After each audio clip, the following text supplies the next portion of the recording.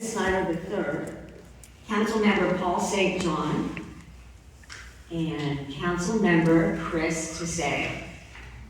Now it's time to hear the candidates' 2-minute opening statements.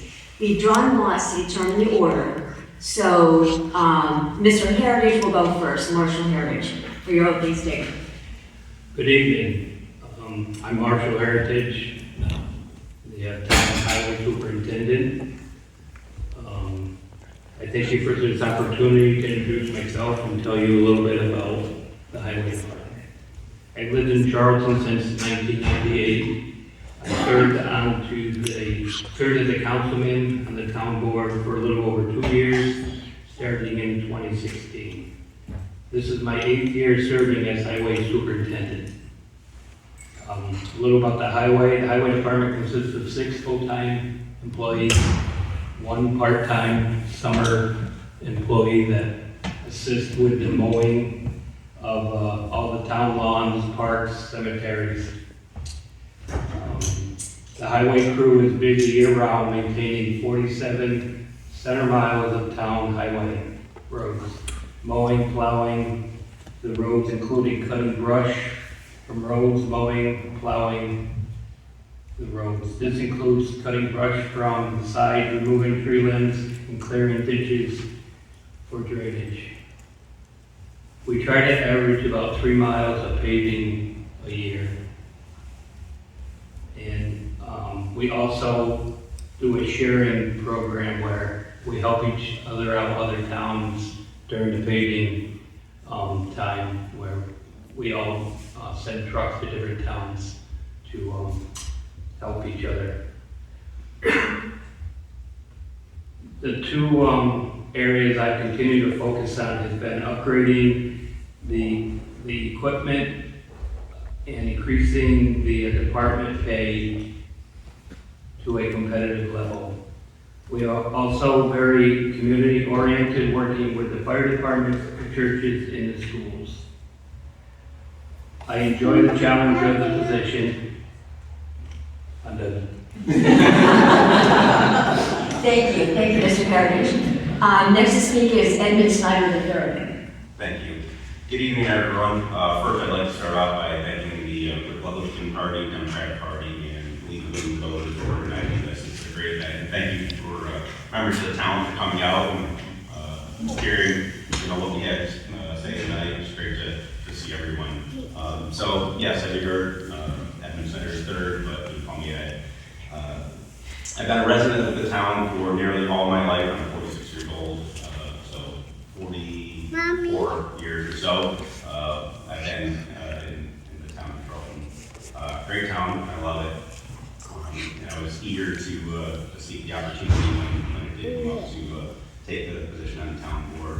So one of the things I'm responsible for as a council member is our water system, which is great. Part of my background, I have an engineering background. I'm a vice president in a almost 2,000 person firm, engineering firm, and that's essentially across the U.S. And one of the things that I had experience in is water systems, so it was a natural fit to be able to take on that and provide my expertise in that field. One of the things I also help out on is roads, if roads, bridge, questions, comments, concerns come out. We've heard from some of the residents about speeds on the road, so I'm looking into those issues. So again, just happy to be part of the town and utilize the resources for the knowledge that I had and provide that to the town. So thank you very much for the opportunity. Thank you very much. Next is Christopher Tasse. Hey, good evening, everybody. Thank you guys all so much for coming out. I really want to appreciate the big thanks to the League of Women Voters, the Charlton Democrats, and the Charlton Republicans for getting together and helping us put this on. I think it's a great opportunity, and I say it all the time and encourage any opportunity we have to get us all together and spend the time communicating. A little bit about me. I lived in Charlton most of my life as well. Since 1985, my parents lived over on Valentine Road next to Charlton Pool, which the pool provided a good amount of my education coming up. Spent a lot of time there. My parents are heavily involved in the town, the pool board as well. Came up with the Burnt's education system, graduated, and went to SUNY State Colleges. After I graduated, I spent most of my time still in Sarasota County, living in Malta, Kingsford, and in 2020 I had the opportunity to purchase my parents' home on Sweetman Road. And when I moved back is when I got involved with the town of Charlton and the Charlton Club. A couple of reasons why I wanted to do that was the time and true now is that things have been changing. I've watched what's happening in the town of Charlton, the neighboring towns, living in adjacent towns over the last 40 years. How things change, things that I like, things that I don't like. And one thing that I love is the look and feel of Charlton, its neighborhood, its community, the people that are in it, and all the characters that make up our town. Things will change, but I feel that with my expertise and experiences and what we're currently, we have a good opportunity to continue to navigate and steer the town in a direction that will be beneficial to all of its constituents. Yeah, that's what we do there. All right, thank you very much. Next, Paul St. John. Thank you. Good evening, everyone. Thank you for coming out tonight. I want to thank the Charlton Republican Committee for supporting and endorsing me and for supporting Republican candidates at every level. Thank you to the League of Women Voters for your participation, and thank you to my supporters who are here tonight. I also want to take this opportunity to shout out and thank Tom Parks for his years of service to the Charlton Police Department and recognize his dedication that built the strong, reliable department that we have today. My name is Paul St. John, and I'm running for re-election because Charlton residents deserve a real choice, someone with conservative Republican values, local experience, and a practical approach to town government.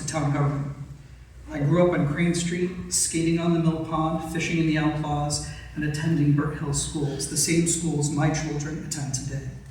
I've returned to my childhood home, and the roots here run deep, and so does my commitment to this community. When I first ran 4 years ago, it was to make sure Charlton residents had a voice and a real choice in the local government representation. Since then, I'm proud of what we've accomplished together as a board, such as installing speed limit awareness signs at both ends of Main Street to improve safety and quality of life, added right to farm signage at our town gateways to highlight the importance of agriculture to Charlton's identity, passed a comprehensive land use update to limit population density, protect rural character, and give families the space they need to thrive, paused commercial solar development while gathering input from hundreds of residents, ensuring decisions are shaped by the community and not outside pressure. These initiatives were achieved under Supervisor Grasso's leadership and by the actions of this board because we stayed focused on what matters, protecting Charlton's identity, supporting our farms, and respecting taxpayer dollars. That's what I stand for. I'm a conservative Republican who believes in fiscal responsibility and common sense public policy. I'm firmly opposed to a town tax now or in the future, and I believe we have to keep making the tough financial decisions that keeps our government efficient and accountable. Thank you very much. And next is Mr. Grasso. Great, thank you. Thanks everybody for coming out tonight. It's like Councilman Tasse said, we really relish these opportunities to engage and get to talk to the public. Thanks to the League of Women Voters, the Democratic Committee, and the Republican Committee for helping to organize the event. A little bit of background, my wife and I bought land in Charlton a little over 20 years ago, built our dream house. We knew we wanted to be part of the Charlton community and raise our family here. And it's really been a dream to us over the past 20 years. I've been on the Charlton Town Board. I'm in my 12th year, started as a town board member for the first 7 years, some of which I was the deputy supervisor, and I've been the town supervisor. I'm in my 5th year now. Actually love the role, love supporting the community, being a public servant. I feel like I have tremendous support from my family. I'm grateful for that. And I also feel like I have tremendous support for the community, which really gives me the confidence and energy to continue to work hard for the town and do a good job. My professional background, I come from a 2,000 person engineering firm, been there winding down my 30-year career there. The tools that I've learned there dealing with people and infrastructure have really helped my role as a town supervisor. Some of the accomplishments I just wanted to highlight, I think we have a culture of transparency, accountability, and openness to our residents more so than I think we may have had in the past. I think we're more fiscally strong than we ever have been. We have very little debt. We continue to have no general fund, no highway fund tax. We're fiscally conservative, and we really have strong financial accounting principles, and we have tremendous fund balances. We've worked hard to protect the rural character. That's the one thing I hear most from our residents. We recently adopted comprehensive zoning updates to help us protect the rural character. And hopefully I'll get a chance tonight to talk about some of the other accomplishments that we've done over my tenure. Thank you. Thank you. Thank you very much. Now it's time for questions. Candidates, you have up to 2 minutes to respond to questions. You're not required to respond. You may pass if you wish if the question does not seem relevant to your current position. Now, before I give you the question, we'll start with Mr. Snyder this round. He'll be first. Sure. Okay, the first question is, with no town tax currently in place, how do you plan to sustain basic services, maintain infrastructure, and prepare for future costs such as emergency services, facilities, and road repairs? Do you believe the town can realistically persist long-term without a modest town tax?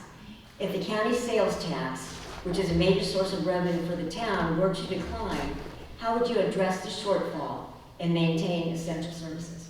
Sure. Thank you. So again, coming from an engineering background, one of the things that I get exposed to is grants. I think that's one of the things and opportunities that we have as a municipality, especially of our size, is to seek out those grants in every opportunity that we can, because that's only going to help support us.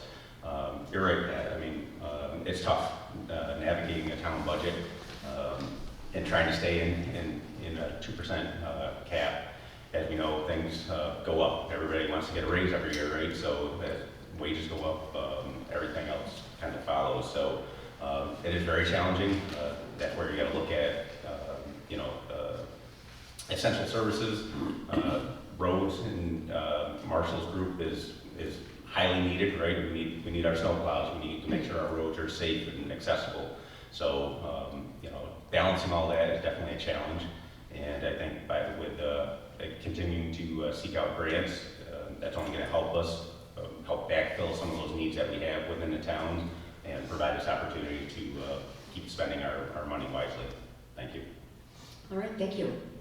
Mr. Tasse, do you want me to repeat that question, or? Yeah, sure. All right. With no town tax currently in place, how do you plan to sustain basic services, maintain infrastructure, and prepare for future costs, such as emergency services, facilities, and road repairs? Do you believe the town can realistically persist long-term without a modest town tax? If the county sales tax, which is a major source of revenue for the town, were to decline, how would you address the shortfall and maintain essential services? Excellent, thank you for that question. To answer the one point of that question is, yes, I think that the town of Charlton can maintain no town tax in the foreseeable future. And I think in order to do that, we need to continue to do what we've been doing, which is to be very fiscally conservative and responsible with our spending. I can say that every single member on this board has sat in on all the financial budget workshops. We're very involved. The supervisor does a tremendous job of constantly keeping us updated with the current costs and expenditures of where the town is, not only the general fund, but the highway fund. And it's very transparent. It's not that anybody doesn't know where we're at or where we need to be or what we expect. And all that comes down to, good planning and forecasting. I particularly work in, commercial general contracting, and everything is just budgets and schedules. And you have mile markers, you have, estimates that you set up in front, and you try and hit all those marks. And if you're doing it, then great, you maintain course. If not, you have to look at what the situation is and the challenges it presents and come up with solutions to address that. I think we can continue to do, like I said, what we've been doing with no town tax. I think we do have some very specific challenges with specific essential services such as EMS. And that's something that's not just, specific to the town of Charlton. That is something that's nation and statewide. There's even legislature coming down the pipeline to hopefully try and help towns address that with the particular tax caps that we have. As far as county sales tax shortfalls, it goes up, it goes down. We have COVID, bad sales months. Like I said, we have a very solid position that we're in. And I think that we can weather most short-term shortfalls that come up. And like I said, anything major, I think that we have the people in place to help us steer the ship through those tough times. Thank you. Mr. St. John, would you like me to repeat the question? No, thank you. Appreciate the question. This certainly is timely as we're discussing budgets at this point in the year. And I'm completely against town tax, and I'm constantly looking to where we need to be mindful about where we're spending our money. My fellow councilmen know very well that I have points in the budget where I'm saying, why are we spending money on this? We need to be concerned about the providing security for our court system. We need to be concerned about our Charlton Police Department responding to more 911 calls than they ever had before, about a growing and changing environment, an environment where our computers are quickly becoming obsolete and technology needs to be a focus. When it comes to emergency services, the fire department has their tax district. When it comes to ambulance services, they have a tax district. But as we are particularly involved in ambulance district, I think we do need to be mindful about how much we are increasing and allowing emergency services to increase their costs. I'll never be for a town tax, but I think we need to make some tough decisions in the future. We need to be careful about who is getting significant portions of our town budget and make sure it goes to the places that are going to serve all of us here in this town, our safety and the infrastructure and the growing needs of our future. I think we're prepared to do that, but we do have to be aware and mindful of the tax burden that comes. I don't think we've seen a public school tax that has been voted down, or a fire district tax, or an ambulance tax, and they only go up in sewer costs. So I'm here to be mindful, and I want to be careful about how we spend our tax dollars. Thank you, Mr. St. John. Mr. Grasso, would you like me to repeat the question? No, I'm all set, thank you. Yeah, it's a great question, one that I think the whole town board thinks of often, and myself. I think when we make decisions about how we spend our money, I think one of the things that we do that's somewhat unique is we look at the long-term impacts of those financial decisions. We don't think of things just within a 10-year election cycle or the short-term needs, but we look at the long-term impacts on the town as well as the community. I think we're constantly looking for ways to make the town more efficient with the spending of our money. We do rely on grants. Grants you got to be cautious about grants because sometimes they are not always available in the future, and you don't want to become overly reliant on them. I'm confident that we can stay tax-free from the general fund and the highway fund in the short term. We have that long-term view, so I can state that confidently. And hopefully we can keep the town tax-free for another 40 years. Up at the county, I am on the County Board of Supervisors, so I strongly advocate for the sales tax formula that we have and protecting that formula, because towns like us, small rural towns that don't have a large commercial tax base, we live and die by that sales tax revenue from the town. That's our greatest source of income, and it's critically important to towns that don't have town tax. So it's something that I always advocate for, and I always will. So in terms of the EMS, one of the things that we did, because of the growing costs associated with EMS services and the lack of volunteers and needing to transition to paid staff, is we did a town-wide tax district so that the residents of the town can actually see the monies that are going to EMS service. So we've got 3 EMS service providers in the town, and that was a way to improve the transparency. And even that's a tax that we try to control, and we work with our EMS providers to make sure that they share our vision about being mindful of the tax dollars. Thank you. Thank you. Thank you very much. Mr. Heritage, would you like me to repeat the question? No, I think I'm good with that. Thank you. It's a good question. I rely on all my money through the town board, so I really don't, make or pass of the decisions. But it is a challenge at the highway department, not always having probably the adequate amount of money. We work with what we have, and I feel we do a good job, but we could always use more, but, and unfortunately, the only way you do it is by raising something or decreasing something to pull money over. So it's an ongoing challenge, right now we work with what we have and, it's good, but for the future, I don't know. I can't tell you that. Not having some other type of income for source of money, I don't know. It's a totally different ball field over there as far as the money don't go far when you're spending $100,000 on a mile of road, buying equipment. It goes quick.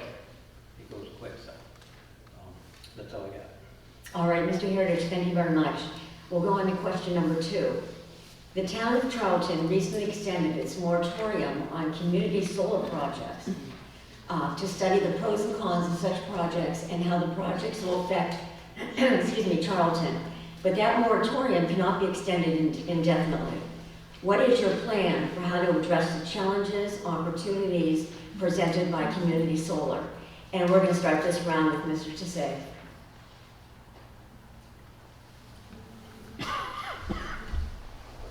Thank you, Pat. Right, the town board is aware of that, yes. The current moratorium on solar in the town cannot be suspended indefinitely. So the town is currently working with same individual that used to help with the recent zoning regulation changes, and we are in the process of drafting up language and zoning laws that will hopefully address it. My personal opinion on this is that I don't think that we can fight it forever, and I don't know that it should be banned completely outright. I do think that there are a time and a place where, yes, green energy should be sought and used where possible, but I think that there are long-term considerations that, if not considered when establishing these new zoning laws and these installations, that can come back and bite either residents, landowners, or just the town in general. So there's a couple specific things that I want to make sure that we try and avoid, and set up some very strict guide rails that if it's going to be something that we're going to have to allow in the town, that it's very narrow and clear on what that would look like. Thank you. Next is Mr. St. John. Thank you. You want me to repeat the question? No, I'm good, thank you. I think we've seen this coming. I think the whole the solar industry coming for farmland is not new, although I do believe it's coming to an end. But it's something that we have to take seriously.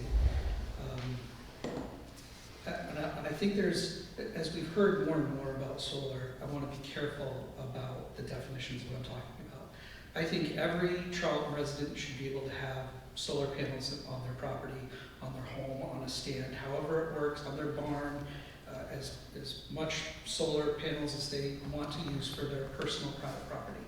I am completely against, and I'm going to use the word commercial solar because that's the word I know, but I know different people have different definitions. I am against any company coming into the town of Charlton and using our farmland to put up acres and acres of solar panels to sell money to sell to the grid to make money. It's not where it belongs.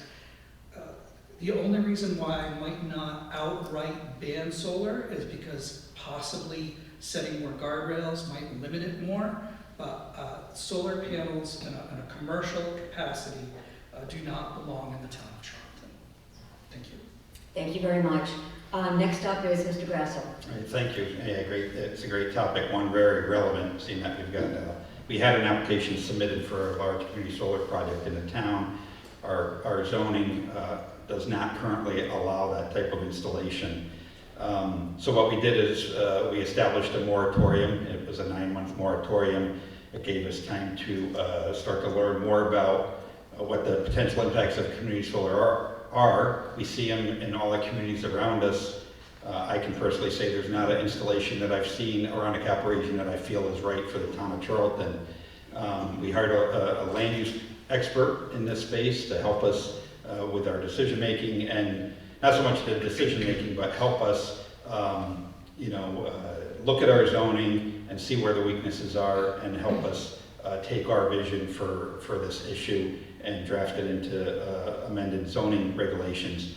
Because we don't have a comprehensive plan that addresses the public's wishes for community solar installation, one of the things that the town board did was to do a town-wide survey to get the feedback from the residents. And we recently got those surveys in, we published them on the website, and there's a lot of strong feelings about the topic, and I think it was a great exercise showing that the town board is willing to not just make decisions on behalf of the community unilaterally without actually getting the feedback from the town, because really the decisions that we make need to be a reflection of the needs and wants of the community. It's an issue that we're not going to be able to please everybody with the decisions, but I'm confident that the decisions that we make will help protect the rural character of the town and keep us a rural agriculture community for decades to come. So thank you. Thank you very much. Mr. Heritage? I think I'll pass on this one. All right. And Mr. Snyder? Thank you. As you heard from some of the other members of the town board up here, I share a lot of their thoughts. As Paul mentioned, having solar on your personal property, I support that as well.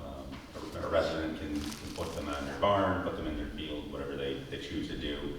But as far as big installations like the ones you see on Middle Line Road, I don't think that has a place in the town of Charlton. We're a farming community, an ag community, and to see our farm fields disappear with acres and acres of solar panels, I don't think that's the vision we want to see. And our residents, through the survey that Joe mentioned, seem to echo a lot of that same sentiment. As an outdoor enthusiast, hunter, fisherman, losing those opportunities to hunt those fields, to just walk through some of those properties, through some of the farms and farmers that I know in the area, and to not have that and to lose that, I think is detrimental not to everybody in the community, right? I think they do have a place. I don't believe that Charlton is that place, so thank you. Thank you very much. The next question. Charlton's rural character is the defining value, but maintaining it requires thoughtful planning, not just opposition to change. What specific steps will you take to balance preservation with the need for responsible growth and long-term fiscal health? And we're going to start this round with Mr. St. John. Thank you. And that is something that we hear consistently about over the past 3 years plus that I've been on board, and consistently hearing about rural character, that it needs to be preserved, down to folks who live on our dirt roads, begging to please remain a dirt road. We value this. I think it's one of our most important values, and I think we've addressed that as comprehensively as we could with the work we've done on the land use reforms and the zoning laws and the planning laws that we put in place. We've put up guardrails to ensure that population density does not overwhelm us, that we don't end up looking like some of our town neighbors with overwhelmed with businesses. We need to continue to be mindful of how we plan for the future. Certainly want to respect the rights of all the property owners here in the town of Charlton, but at the same time, we can't lose what makes us special, and that needs to be the priority. Thank you. Thank you very much. Mr. Grasso. Yeah, it's like I said, rural character is the one thing I hear the most about trying to protect within Charlton. I think we took a monumental step this past spring when we adopted comprehensive zoning regulations to really make sure that the town, as it continues to development is inevitable, will maintain its rural character for decades to come. We reduced the development density that the town could get built out. We supported more agricultural uses, which are vital to the town, and we limited the commercial development within the town throughout. We've also, over the past few years, totally revamped our building department. We've got tremendous staff there that have a renewed focus on code enforcement, making sure that we're applying our laws consistently and uniformly to all of the residents. and holding people accountable to make sure that they are using their property in accordance with the laws that everybody else is following. The other thing is we've got tremendous volunteers on our land use review boards. Some of you are in the audience tonight. Both our planning board members and zoning board members. They're passionate about their role on those boards. They continue to be extremely well educated on the complexity of the issues that face them, and they continue to represent the town well. And that's something that I think we will have to always maintain as strong land use review boards. So thank you. Thank you. Mr. Heritage? I'll pass on this one. All right, thank you. Mr. Snyder? As you heard, again, rural character is important. I like to see the fields. I like to see the wildlife. Having the convenience of businesses in town is nice. At the corner of 67 and 147, we have that medical facility where that used to be an old Stewart. So if there are opportunities to provide businesses within the town, utilizing existing or former buildings that can be incorporated without, again, changing the look, the feel, and how our town operates, I'm all for that. But to, again, change our farm fields and allow a strip mall of various businesses, that's not what our residents want, and that's not what we've heard from various organizations and residents within the town. As Joe mentioned, our zoning did hone that, and again, it's following what the residents have told us. So hopefully everybody's generally acceptable of that. It is a balancing act trying to please everyone, but I think we did accomplish the majority of what the residents wanted. Thank you. Thank you very much. Mr. Tasse? Yes, thank you. I agree with a lot of what my fellow board members have already stated. I think it's a balance, it's a challenge, as most things are. We talk about rural character, and to me, that to me is the large landowners, the large farm owners, the men and women who are working the farms and producing items and goods that everybody uses. And I think that important in that conversation is not to lose focus on what our farmers and large landowners are challenged with as well. The rising cost of goods, manufacturing, equipment, as Marshall Heritage indicated, it's not getting any easier for them to turn a profit and be able to sustain their way of life. And if not for their way of life, Charlton would not have the rural character and feel that we all love and adore. So I'm very, very happy with the very strong land use changes that we made and recent zoning law changes, to Mr. Grasso indicated, to kind of reduce the overall density. But I still think that there's work to be done to help maintain the rural feel. The other thing that Mr. Grasso said is that the involvement of the town volunteers cannot be overstated. Town board notwithstanding, I mean, there are multiple boards and volunteer services even within the town itself that if people aren't involved, if people aren't engaged, if none of this happens. So I think as we're talking part of that rural character, the last thing to discuss on that is a sense of community. And I think that can't be overstated enough, that we're neighbors, that we're all living in this town together, we're all in this together, we need to work together, find common ground, put aside some of our differences on occasion when it's not helpful toward our common goal, and continue to encourage each other to do better and just maintain the town we love. That's all. Thank you very much. Now this next round is going to be a little different. We're doing an individual question round, so each of you is going to get a different question. We're going to start with Mr. Grasso. Every town supervisor in Saratoga County also serves on the Board of Supervisors in Saratoga County. What are the responsibilities of the Board of Supervisors, and what have you accomplished, worked on while on that board? Are you working on something now that you would like to tell us about? So yeah, it's a great question, and one that unfortunately I don't get asked about a lot. I think when a lot of supervisors become a town supervisor, they don't have an appreciation for how important their role up at the county is. Unfortunately, we've got a county government that's unique to Saratoga County, where every town supervisor is represented and makes up the legislative body up at the county board of supervisors. It's somewhat of an administrative role, but we do serve on a lot of committees. There's a tremendous amount of decision-making. We work on a $400 million county budget, and it's a tremendous learning opportunity to understand how issues are dealt with, either at a county-wide level or how other municipalities may be dealing with them, and then bringing that knowledge back to your local town. So it's a great learning experience to me. I work with really smart people that are very versed in a lot of the issues that we face here in Charlton. Fortunately, I've had a good,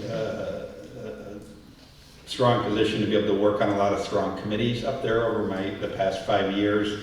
I currently chair the Health and Human Services Committee, so I'm able to influence and work on issues like homelessness and some of the social programs that we don't see every day here in Charlton. But again, I'm able to learn that and broaden my perspective about how to make not only the whole county better, but also bring that knowledge back to Charlton and make Charlton better. I love that role. And again, I continue to be a tremendous advocate for the issues and the decisions that we make up at the county that affect the town of Charlton, whether it's a financial or programs or grants. I'm a strong advocate for things that not only benefit the county, but can benefit the town of Charlton as well. Thank you. Thank you very much. Mr. Heritage, this question is for you. How will you prioritize road maintenance and other infrastructure needs, given the rising costs and limited revenue sources?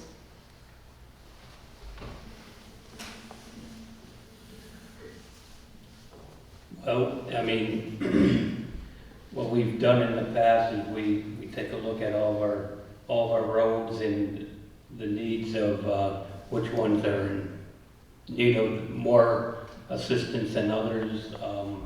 If we have to do a partial road because that part's bad and be able to go to another road, we don't necessarily have the funds to do the whole road sometimes. We'll split it up to make our funds cover the areas that we need to make it up. And it's a challenge. The winter.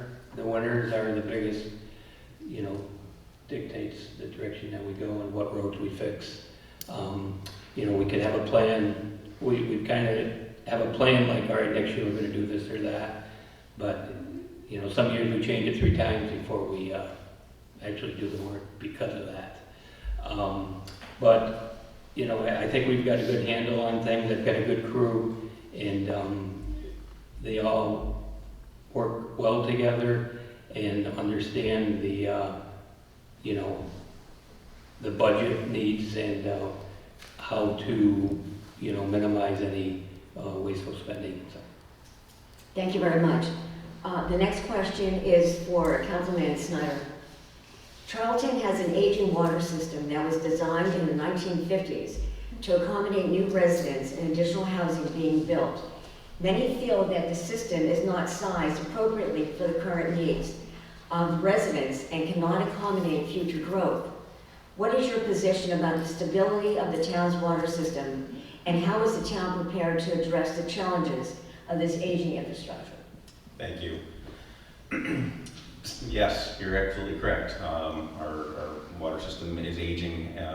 We've got a water tower that's aging, and at some point, all of that is going to need to be upgraded because it's going to become deficient, right? You see on the news all the time where water main breaks, where roads are being washed out, potholes, etc. Because that age system can't be replaced. And we talked about it during our budget meeting recently. That is going to come to fruition at some point. This summer, a water grant came out. I had our town engineer do some estimates for me of some calculations on some links to interconnect to provide redundancy to help strengthen our system. Unfortunately, the grant really wasn't, that Joe mentioned. You got to really look at the grants, and once we dove into that in conjunction with where the estimates came back at, it was not a good fit for us. We can't just shell out $1 million to do some of these upgrades. So we're conscious of it. We're tracking it. I'm doing all I can. I met with the town of Glenville, sat with them about talking about an intermunicipal grant that they were receptive to. We have a pump now that we ordered about a year and a half, 2 years ago, prior to me being on the board, to help provide us resiliency, again, should one of our pumps go down. So, I'm very mindful of it. I'm going to continue to seek out whatever grants we can and use my expertise and what I have available through my professional office to use those tools and keep monitoring our system. So, thank you. Thank you very much. Mr. Tasse, the town has never allowed community groups or clubs to meet in the town hall. With the community center closed for renovation, residents have very limited options for public meeting space. Would you support making the town hall available for community use? And if not, why? What are some other critical community services you will work on improving during your next term? Okay, so that's an interesting question. I don't think traditionally we've allowed any parties or groups to use the town hall. I think the town board stance has been, that it's for town functions and town business. You are correct, though. We have the community center town. Spaces for some of the residents to meet is limited. I've not heard a significant number of complaints, but as a genuine concern of individuals, I'd be more than happy to hear what their suggestions are, and if it makes sense, absolutely support it. But barring having heard anything as of yet, I don't really have any opinion on it. As far as projects going forward, so I didn't get a chance to talk about it in my introduction, but one of my expertise that I bring to the town board is majority of my career has been in technology, IT, and construction project management. And technology is one of the major focuses that the supervisor has designated for me. And it's a constantly moving target. We have some things on the horizon that we know we need to take care of, such as Windows 10 end of life, which applies to not only us as a government and our computers, but people at home. If your computers are Windows 10, they're no longer going to have support after this month. Actually, I think it was October 13th was the last day. So we've got challenges right off the bat that we need to address, and then there's just the aging technology and future problems that we might face. AI is becoming a more prevalent part of our lives and how it interacts with us on a daily basis, and cyber attacks, cyber threats, they're genuine concerns. I can't tell you today exactly what those threats might be 6 months from now, or how we might have to address it, but I feel confident that me and the board are prepared to tackle them when they do come. Outside of that, any other specific plans? Like I said, the technology, it's a moving target, it's constantly evolving, and I just try and keep my thumb on the pulse and move when I have to. Thank you very much. Mr. St. John, this one's for you. Many residents feel the building and zoning department has been inconsistent, closely scrutinizing some projects while overlooking others that create real neighborhood impacts. What steps will you take to make enforcement more balanced, transparent, and responsive to community concerns? Yeah, that's a great question, and something that we have looked at over the course of the time I've been here. There's been a lot of improvements made in the building and zoning. Bringing on extra personnel, providing a budget that gives the folks the support they need, the support folks they need to do their jobs, making sure that we have a building inspector who is prepared to be consistent and apply the law evenly across the town, adding a second person to the staff to make sure that they can focus on zoning violations so that can be evenly applied across the town. I am confident that we are in a much better place now than we were when I started. I understand that there have been different applications that have come in. Of course, there's a process, and I'm very proud of our process. It goes through the planning board, the ZBA, and all through the offices with the support staff we have. We're only getting better. We're only getting better at the job. The reports that we see as a board are showing the professionals that we have in this office are doing a better job than ever before. And I'm confident that the residents of Charlton, whatever they might have seen with inconsistencies in the past, are not going to see them in the future. We've improved a lot, and I think we're going to continue to improve. I'm very proud of the building and zoning people we have right now and the support staff, and I'm there to support whatever they need. But I think they're doing a great job, and it's only going to get better and more consistent. Thank you. Thank you very much. The next round, we're going to start with Mr. Grasso. What additional steps can the town take to increase transparency in town government and make it easier for residents to stay informed and participate in decision-making? How can the town improve communication between town officials and residents, especially considering that many residents rely on the town website and social media for updates on meetings, decisions, emergencies, while a large segment of Charlton's population do not regularly rely on the internet for updates from the town? So sometimes you get asked questions that you just don't have the answer to, and this is one that I really don't. I think that we've, like I said, tried to create a culture of transparency and openness. You know, we try to maintain open dialogue. We get a lot of information on our website. We try to get into a lot of dialogue on our town board meetings so that we can publish the minutes. But we're open to suggestions. If people have specific thoughts about how we can improve transparency and provide better dialogue with our residents, I would love to engage in that conversation. We do twice a year a newsletter where we get information out.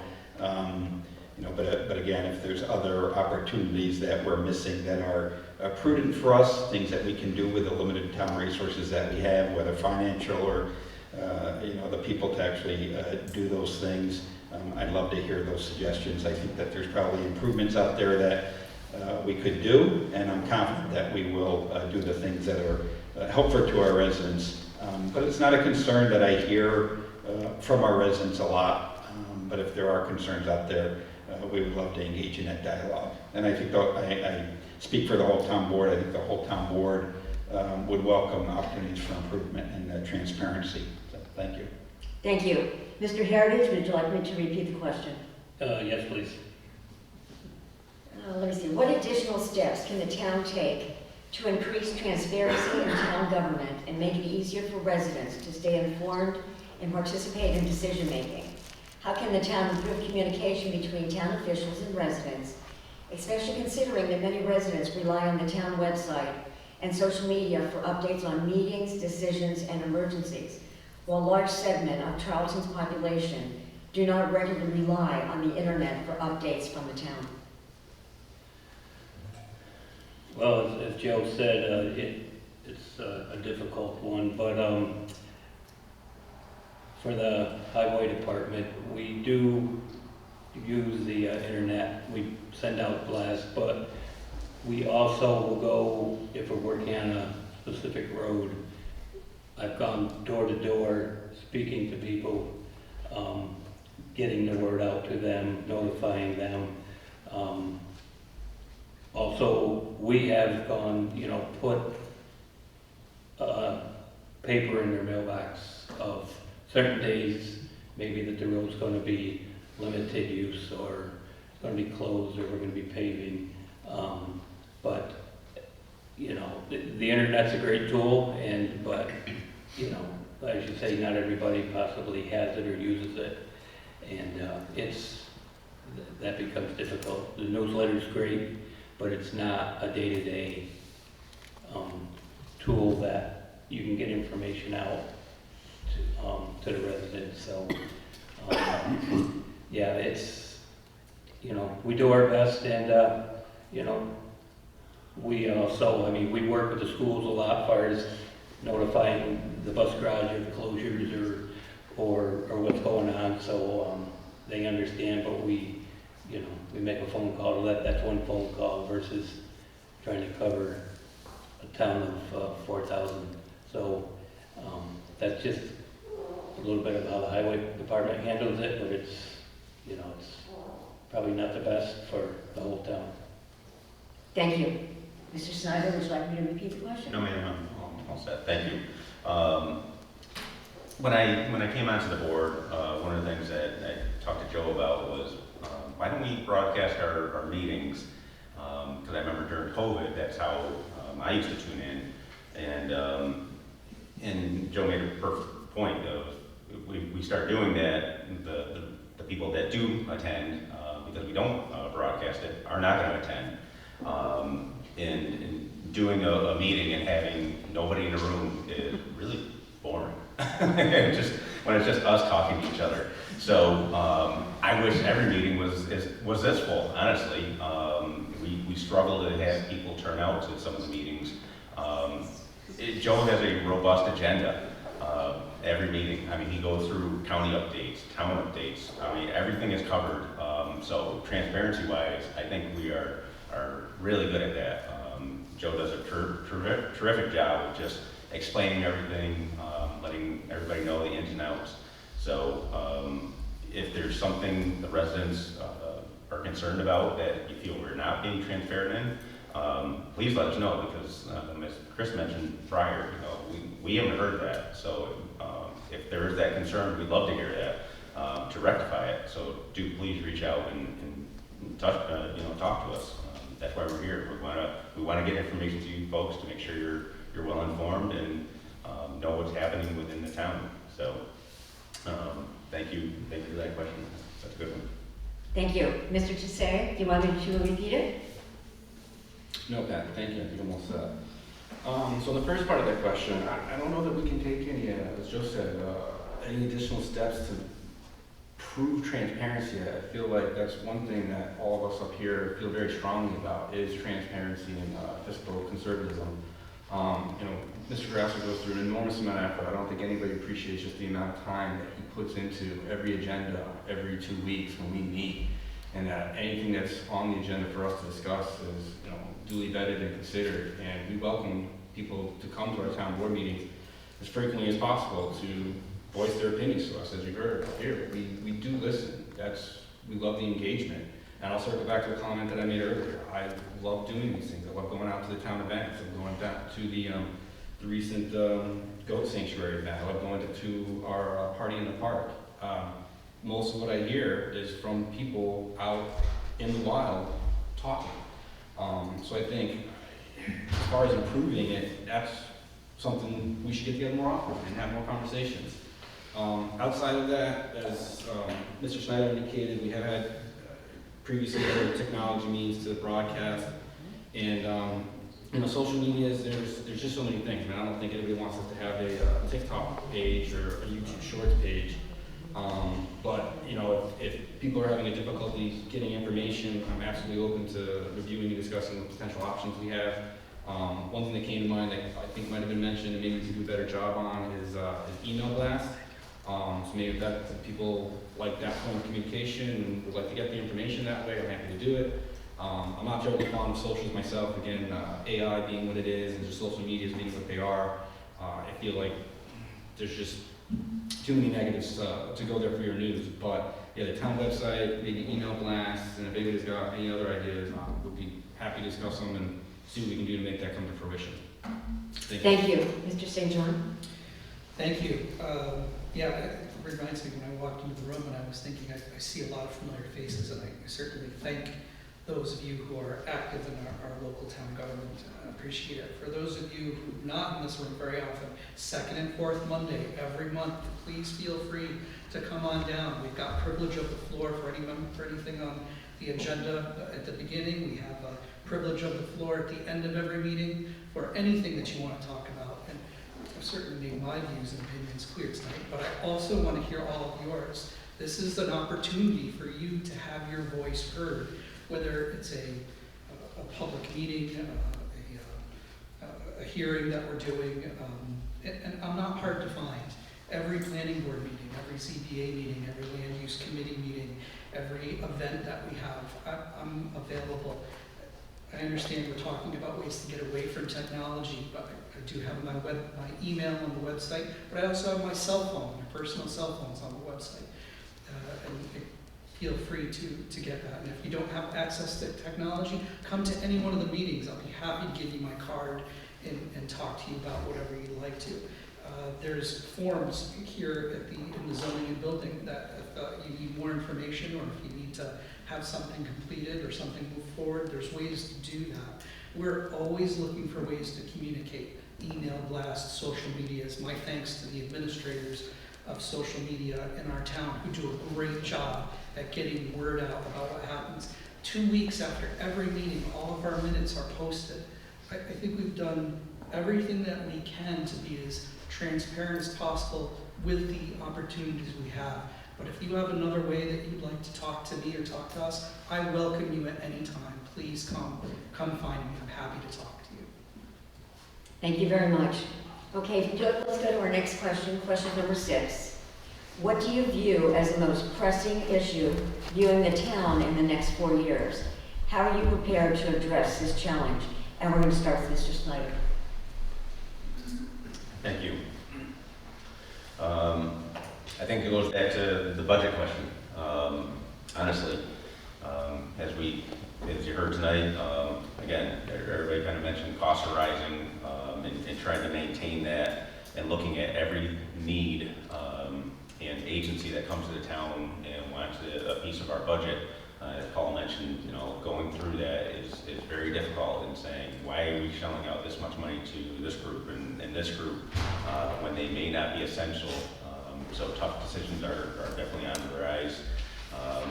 And just tracking that and just tracking every dollar we have is critical to not having town tax, keep everything, as Joe mentioned, having EMS broken out separately so every resident knows how much that cost is and see how much it increases. Again, that's really difficult for a town of our size to track every dollar and be fiscally responsible for those dollars. So I think that's going to be our challenge moving forward, and we're going to need all of your support as we navigate that, to get through this and make sure that we're all happy and keeping not having a town tax. Thank you. Thank you. Mr. Tasse? Yes, I would have to agree with Mr. Snyder. I think the overall macro issue that we're facing every year is just the budget and where we spend our money and how do we get the most value for all the residents of Charlton. It's just going to get harder and harder every year. There's a finite amount of funds, it's all from sales tax at the county level, and yes, if we deal with dips, like I said, right now we're in a pretty good position that I think we can weather most of those, but it's a pressing matter on all of us anytime that we have a conversation about any of the needs of Charlton. And that waterfalls down to a lot of other important issues. We brought up to Mr. Snyder about the aging of our water system. I mean, there's a cost associated with that, and it's not a small amount. So, I think we have a pretty good handle on a lot of the major pitfalls that we could or should encounter over the next 5 years, 4 years. And we're doing a good job to get out in front of it and identify them and figure out what does the cost look like, where's the money going to come from, how are we going to spend it, and if we don't have all the money that we need, identifying ways that we can get additional funds, whether it be through grants, through bonds, or other funding methods that we can. As far as a micro concern, I do think that solar is a pressing issue for us as well. I'm glad that we're addressing that, and hopefully we'll have something on the books in the next year, because that is just a decision made regarding that will have a long-lasting impact on the town of Charlton and its real character. Thank you. Thank you. Mr. St. John? Thank you. I would say coming into this job, my first thing when people ask me what keeps me up at night, and it's never about any single-family home going up on 4 acres. I was mostly keeping myself up at night thinking, what do we do when 100 or 200 acres go for sale? What are we going to do for, this county is the fastest growing county in New York State, I believe. There are lots of places that have higher taxes, crime levels, lower quality of life. We're a very attractive place to come. So I was very concerned about what are we going to do when, as the future comes and large pieces of land become available, how do we prevent ourselves from getting overwhelmed with those situations? And I think we've addressed a lot of that with the land use process that we just recently completed. Beyond that, I think there are things that are coming in the future that are not an emergency, but we need to be mindful. Our emergency medical services, the rising costs of whether it's going to be the ambulance services, the fire districts. I think there's increasing challenges Security concerns. We have a police department that's responding to more and more needs than ever before, and they do a great job. We don't hear about it. We don't think about it. We live in a safe place, and I greatly appreciate their services. Technology, whether it's a failing, obsolete system, or who knows what's going to come next, but technology, insurance, we need, and of course the budget. As my colleagues know, I'm constantly looking at why are we spending it here. Let's make sure that we have the most important things covered.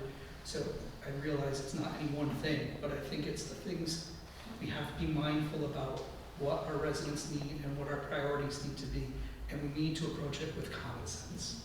Thank you. Thank you. Mr. Grasso.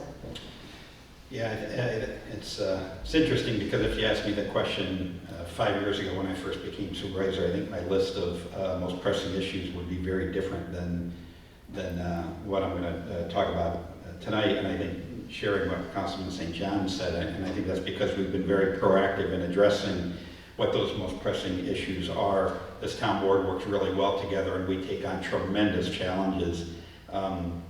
Yes, we've revamped our zoning. I think the implementation of those land use controls in the incoming years is going to be really important to us. I think the decisions on the community solar, those are far-reaching decisions, very impactful. If we do host these installations in the town, and if we get it wrong, we're going to live with the impacts for decades to come. We recently embarked on one of the most significant capital improvement projects that the town took on since we built the town hall, and that's the rehab of the Charlton Community Center, the former town hall just down the road. That's a significant $1.5 million project.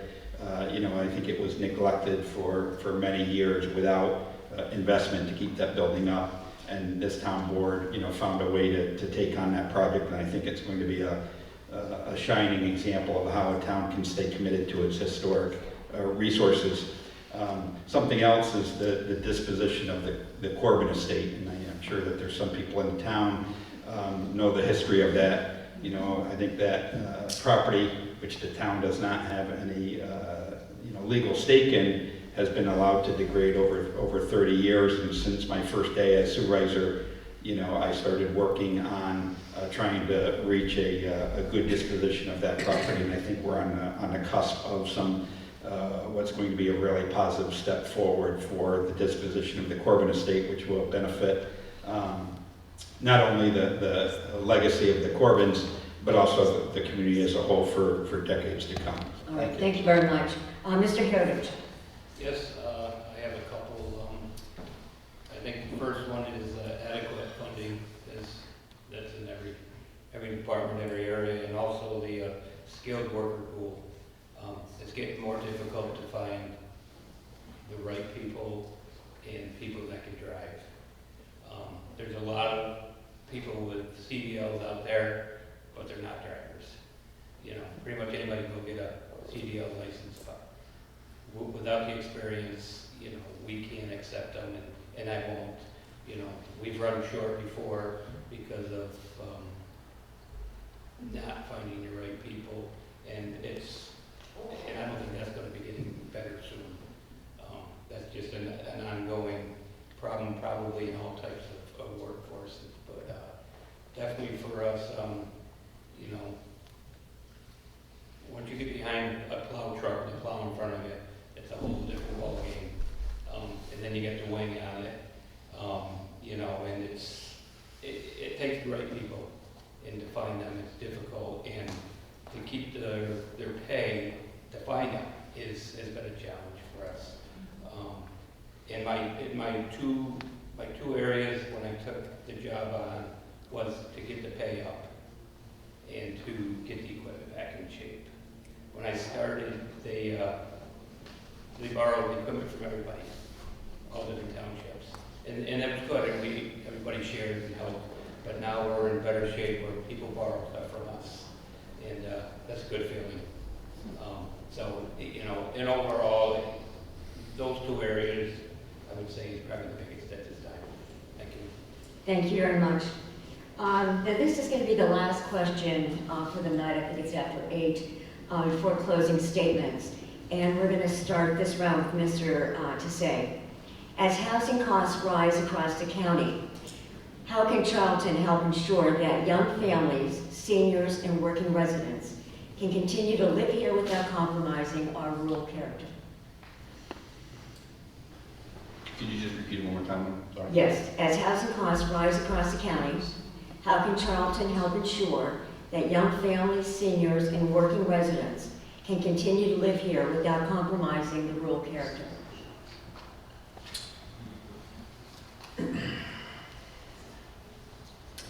I think that's a tough question. I think as a town, our resources to address rising housing costs is very limited. But that said, I feel like continuing our fiscal responsibility, no town tax, and doing whatever we can to help keep the overall taxes and costs to live in the town of Charlton as low as possible without increasing exponentially would help in some aspects. As far as young and older residents, I think we need to lean on our sense of community and helping one another. I said it before, I say it again, and I'll die on this hill. Like it takes a village. We're all in this together. We need to come together and find ways to help each other out, to help keep costs down, to help keep the EMS situation. I mean, the reason that the tax didn't exist previously was because that entire service used to be volunteer. There are no volunteers. Now you got to go to paid staffing, and that is incredibly expensive. It only gets expensive every year. So I definitely think there are challenges. Like I said, as far as a town board, what our resources are to really have an impact on it might be limited. But again, I encourage us to have continuing conversations and have people tell me what it is you think that we should do, and I would be happy to listen to it and see what I could do to get it implemented. Thank you. Thank you. Mr. St. John? Could you repeat that question? Yes, as housing costs rise across the county, how can Charlton help ensure that young families, seniors, and working residents can continue to live here without compromising the rural character? Thank you. How our town board is going to impact rising housing costs. We're a destination. Saratoga County is a place where people want to come. And when people have a demand, the prices are going to go up. We have high housing costs. It's not a great market to begin with. We don't have the ability, I'm not taking the responsibility for housing costs here at the local government. I'm not looking to allow or to change our zoning to permit apartment buildings. I'm not looking to change our zoning to change what we already have in place, which I think ensures preserving our rural character, focuses on agriculture. I certainly want our young children, I certainly want my own children to be able to live here in Charlton one day. Charlton is a great place to live. I live with aging parents. I certainly want to encourage every ability for them to stay here and let all of us live together. Yeah. We're in a tough situation. The economy's not great. We don't make enough money to be able to do everything we want to, and it's unfortunate. But beyond being consistent with our zoning rules and our building department, I don't see that we have much of an ability to impact the cost of housing here in Charlton. Thank you. Thank you. Mr. Grasso?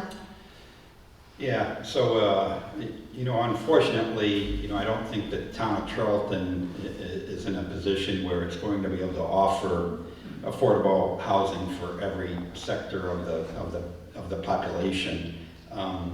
Like I had said earlier in the opening statements, it took my wife and I 40 years to be able to come to the town of Charlton. Although we do believe that if you currently live here, we want to keep Charlton a cost-effective place to live, and we do that by keeping taxes low and providing the most needed services to our residents. But in terms of building, senior housing developments and apartments and low-income housing, those things are not aligned with the values of the town of Charlton and would help us protect our rural character and the type of living that people have come to love in Charlton. My wife and I are blessed with 4 kids, and you know, they're young in their professional careers. Some of them are living in apartments, and those apartments are not in Charlton because we don't have those opportunities here. But our kids do feel like they would have an opportunity later in their lives as their professional careers grow and their families grow, that they will have an opportunity to come back to Charlton. So it's something where we need to ask ourselves, you know, is that our mission to provide, you know, affordable housing for every sector? And as of right now, I don't feel it's aligned with our values. So thank you. Thank you very much. Mr. Heritage? I'll pass. All right, thank you. Mr. Snyder? Thank you. As Paul mentioned, you know, previously, Saratoga County is a destination. We've got low crime, we've got great schools, we've got rural character. People want to come here. Because of that, that's going to drive the cost up. As a board, that's something we can't control. We pass zoning to prevent becoming the next metropolis, and again, losing that rural character, losing that feel, those farms that everybody loves. That's why people are coming here, right? So to you know, stray from that and try to find or create affordable housing so anybody young can come is tough. As Joe mentioned, you know, I saved up to move back here after college.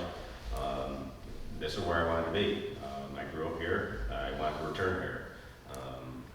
So it's tough. There are a lot of houses, which surprise me, in the town that are in a state of disrepair. You know, ambitious young people, I would say start soliciting and seeing if you can start to purchase those properties now. With some elbow grease and hard work, you're going to have a beautiful property within the town. Not to mention, once you're done, the higher costs that we're talking about, you've just created an asset for yourself. So that's an opportunity within the town that I think is not being utilized by a lot of our younger folks right now. That could be capitalized on. So I think there are opportunities within the town, and for us to try to help everybody, that's beyond what we have capacity to do, unfortunately. Thank you very much. Now it's time for closing statements. Candidates, you have no more than 2 minutes for your closing statement. We're going to start this round with Mr. St. John. Thank you. I stand for a community that thoughtfully balances its rural character and agricultural roots with the needs of the property owners. We have faced significant challenges in land use, and it's vital that we manage growth responsibly to protect what makes Charlton special. The ambulance companies that serve Charlton are stretched by increasing demand, increasing overhead costs, diminishing volunteerism, and our ambulance tax districts risk significant increases if we're not prudent and mindful with our budget. Our police force is responding to more 911 calls and emergencies than ever before, and as more serious crimes are adjudicated in our town courts, we need a robust security presence to keep our courts safe.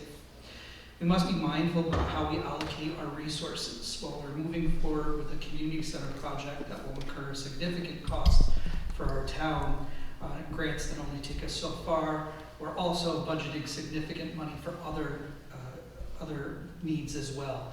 We need to be prepared to make difficult decisions to ensure our priorities align with what's best for our community.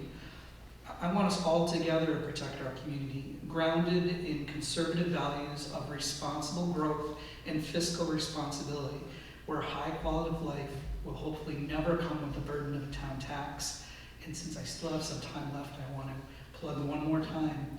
Second and fourth Tuesday or Monday of every month, town board meetings, opportunities to speak, let your voices be heard, participate in the process. There's always openings and places to participate. I encourage you to continue to be involved in our local government, and I thank you all for coming tonight. Thank you. Mr. Grasso. Yeah, again, I'd like to thank the community for coming out tonight. It's been a tremendous opportunity to reflect on the things that that are obviously important to our community. You know, some of our answers to the questions may not have come out the way we have thought. I'm sure as we're driving home tonight, we're going to think, oh, I should have said this or I should have said that. But it's a great learning opportunity for us to get better at communicating with the residents. I'm currently running for a 3-year term because the 4-year terms are going to switch over to the even year election cycle. But I hope to be supervisor for many more years than that in town of Charlton. I'm passionate about the job. I'm committed to working hard for the residents, being responsive, having the utmost integrity, and trying to engage every day with the community. And I think both myself personally and the town board that we have and all the elected officials in the town, every day I see us taking on the challenges that need to be taken on to make this community what it is, what it wants to be, and keeping it a strong, great place that the town of Charlton is. We're very blessed to have the town that we have and the people that reside here and the elected officials that all work together to make this community great. So hopefully that can continue for decades to come in the future. So thank you. Thank you very much. Mr. Heritage? Yes, I'd like to thank you for inviting me to this forum and appreciate your interest and your ongoing support. I too will be running for a 3-year term this coming year, and it's our first time that we've had more than 2. We've always been 2-year terms for quite some time. The supervisor and myself, it's our first time to, you know, move up with the others. So looking forward to that, to having, 3 to 4 year terms and moving forward on that. But again, I thank the residents and the town board for all the support that the town board gave me, and we look forward to, going into the new year. Thank you very much. Mr. Snyder? Thank you. Again, I'd like to thank the Republican Committee, Democratic Committee, and the League of Women Voters for allowing us to do this tonight. This is great. And thank you for the residents for coming out and listening to get educated about some of the issues you heard about tonight. Learn more about us. I'm new to the board. I was appointed, and this will be my first election. So hopefully, what you heard tonight resonates with you. Hopefully, you feel that I'm a good addition. I'm working hard to make the town better and keep it beautiful. And that's why we're all here, right? It's because we love the town. I don't have a lot more to add. Again, I'm just thankful to be a part of this and continue working for all of you. So, thank you. Thank you very much. And Mr. Tasse? Thanks, Pat. Yes, as has been stated multiple times, thank you all very much. I greatly appreciate this opportunity. I think this was a fun time. Hopefully we didn't look like we were too stressed out up here, but 2 minutes is definitely a lot less time than you think it is when you start talking. So again, I encourage us to do this more often, if not necessarily this format, to get together and hang out and talk about the issues that are confronting all of us and our concerns. And the one thing that's important to me is that, although we're running unopposed and there's 2 different parties or 3 or 4, whatever you want to count it, I just want everybody in this room and hopefully in the town of Charlton to be confident in us that, at the end of the day, we truly have the town's best interests at heart and we're trying to act in that fashion. And I encourage anybody, as Mr. St. John said, my cell phone number is listed on the website, and I'll give it to you tonight. If anybody wants to call or talk about anything, even if they had a bad day, I welcome the opportunity to answer the phone and talk to any one of the residents about any subject whatsoever, especially if we don't necessarily see eye to eye or agree on something. I think one thing that's lost when people have differing opinions is that you need to be able to have both sides of the conversation and talk about it and come to either a compromise or some kind of agreement that, again, takes into consideration all constituents.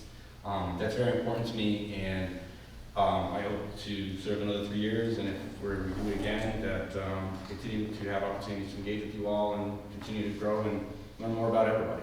So again, thank you all for taking the time to come out here. Hope this wasn't terribly boring. Very different talking for so long. At all of you, I hope we didn't put you to sleep. And thank you all very much. Appreciate it. Thank you, and I just have a few comments to make. First of all, I thought it was a 4-year term, so sorry about that, it's a 3-year term. But I want to thank the candidates, volunteers, and you, the audience, for demonstrating your civic concern by attending this forum this evening, and the respect that you have shown throughout the evening. Thank you. And thank you also for inviting the League of Women Voters to moderate this. I just have a few key dates to give you. October 25th, which is Saturday, that's the last day to register to vote. You can vote online, in person, or by mail. And it's also the last day to apply by mail for a mail-in ballot. We have early voting that starts on October 25th and it goes until Sunday, November 2nd. November 3rd is the last day to request an absentee ballot in person from your Board of Elections. And of course, Election Day. Election Day is Tuesday, November 4th from 6 a.m. to 9 p.m. Election, you probably know this, but election districts 1, 3, and 4 vote here at the Town Hall, and election district 2 votes at the West Charlton Firehouse, which is at 1293 Eastern Avenue. And one last thing, we have some voter registration forms and absentee ballot applications on the table along the windows. Thank you very much and have a good evening.